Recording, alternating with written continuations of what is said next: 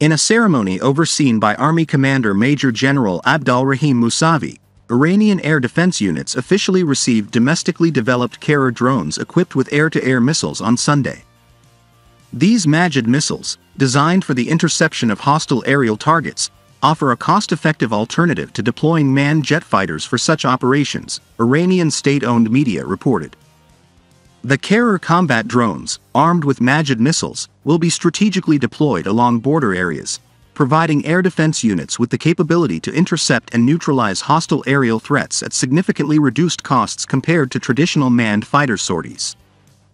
The homegrown Majid air defense missile features advanced thermal and optical seekers, enhancing its tracking and interception capabilities.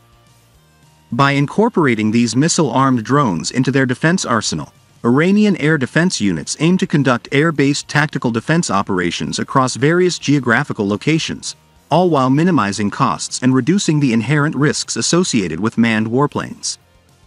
Brigadier General Alireza Elhami, Deputy Commander of the Iranian Army's Air Defense Force, revealed in September that the Karrar drones have been equipped with radar technology.